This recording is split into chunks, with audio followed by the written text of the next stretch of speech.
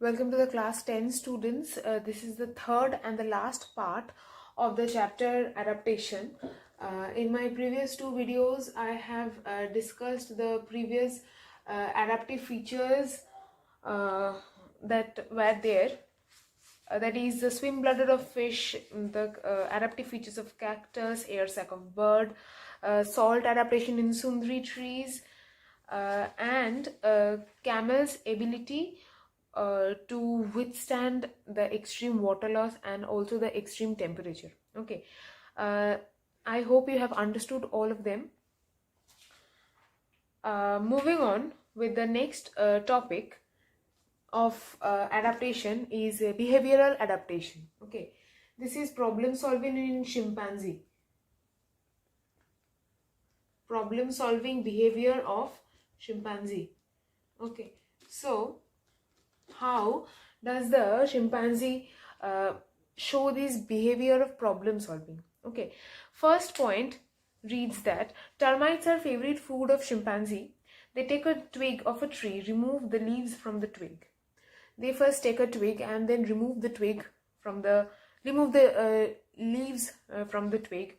Then they use the stick like a fishing rod to fish the termites. So they use the stick and they remove all the leaves, and they then use that twig as a stick to fish termites. Means they will hold that twig in termite mounds, and then termites will attach themselves to the twig, and then the chimpanzee inserts the leafless stick or the twig into one of the holes in the termite mounds. As I said, in the termite mounds there are certain holes.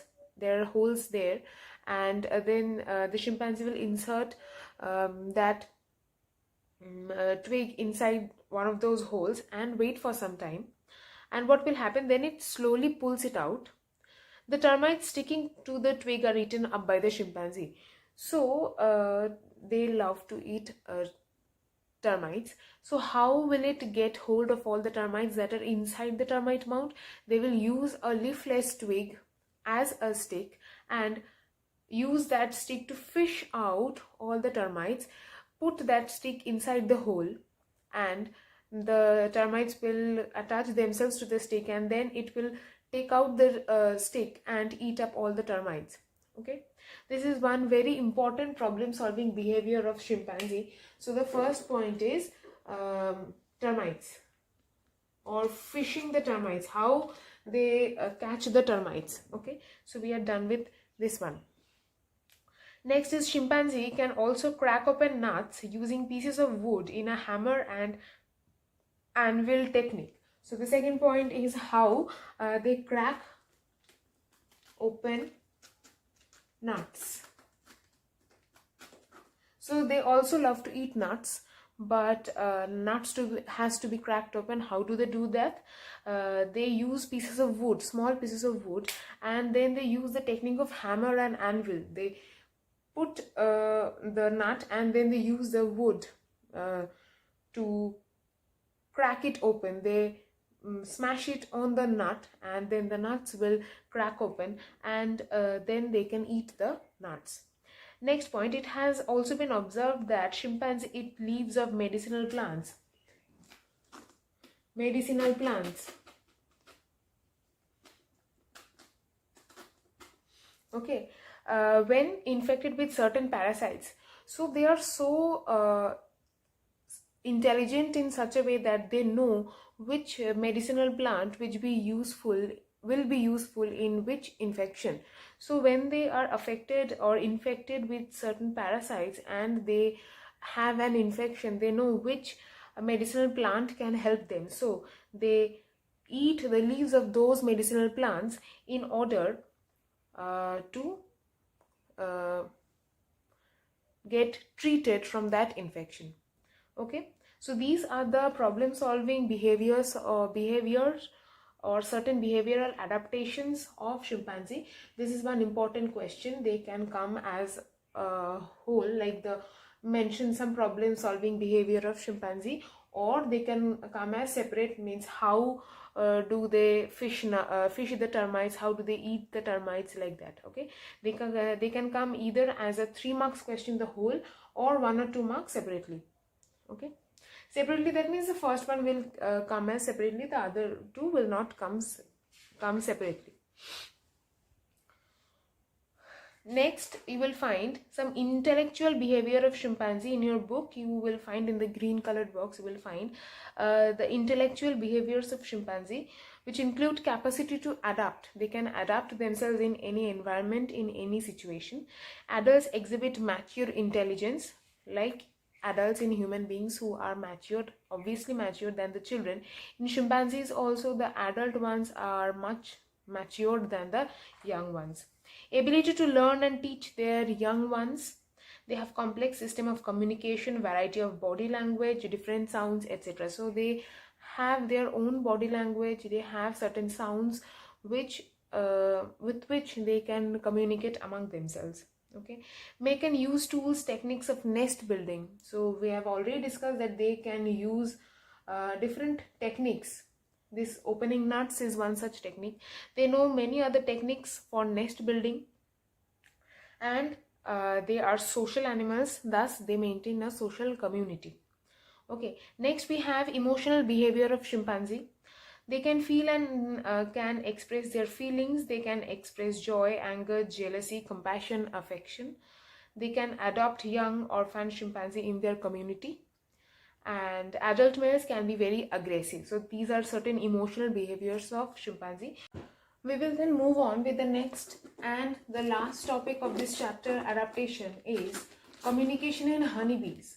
So we will learn about how honeybees communicate among themselves, and they need to communicate mainly for the collection of nectar. We all know that they collect nectar from flowers, and they then store that nectar in their beehives.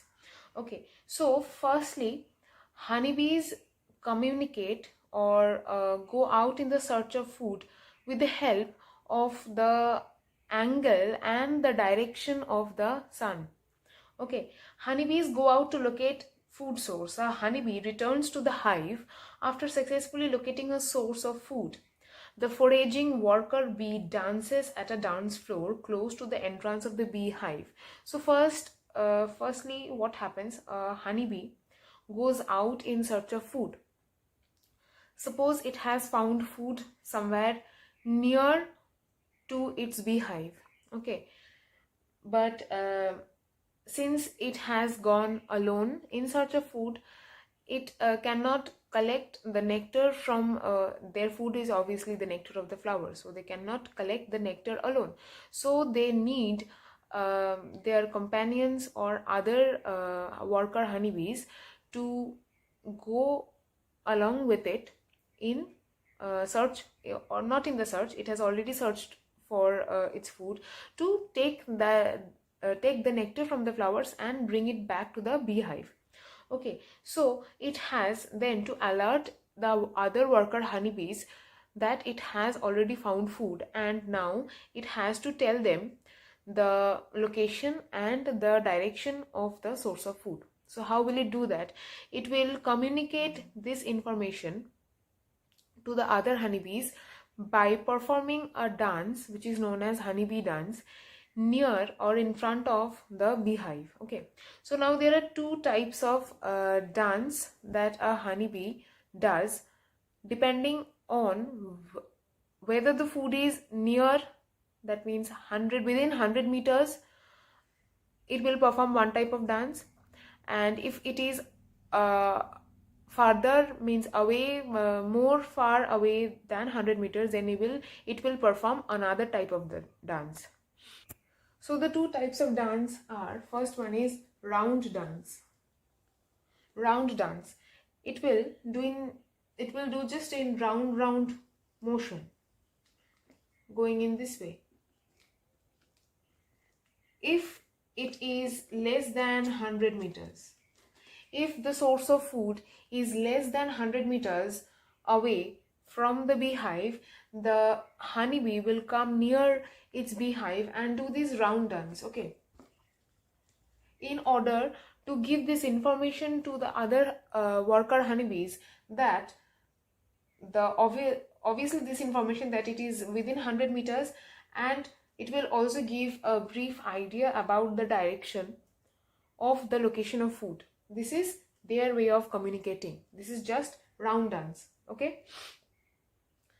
Next type of dance is waggle dance. What is waggle dance? Now, what is waggle dance? It is a more complex dance form of honeybees, and this is when the food source is more than 100 meters away from the beehive. Okay, it is more complex dance when the honeybees run straight ahead forward. So it will do like this. It will go straight forward, and then it will do this. Then again it will go straight this way and this. So it will keep repeating this in this way. Okay, forward, then this way, again forward, then this way. So it will keep repeating, and this form looks like 8. Okay, so the distance is directly correlated with the duration of the waggle dance. So the worker honeybees, the other worker honeybees, will get to have an idea how much far it is. Obviously farther than 100 meters away, but how much far it can be understood by for how long the honeybee is doing this waggle dance. So distance is directly correlated with the duration of the waggle dance. Closer the distance, higher the frequency. The closer it is to the beehive, the frequency will be higher. The frequency of formation of this 8 will be higher, and vice versa. So if it is farther away from the beehive, the frequency of this formation of 8 will be slower. Okay, so these are the two dance forms that are shown by honeybees, and this was first decoded. This whole communication of within the honeybees, it was decoded by Carl von Frisch. You will find the name in your book, Carl von Frisch, and this is all about this chapter, adaptation. I hope you have understood all the topics, means how all these different plants or animals undergo different adaptive features or behavioral adaptations. So I am completing this chapter here. Thank you.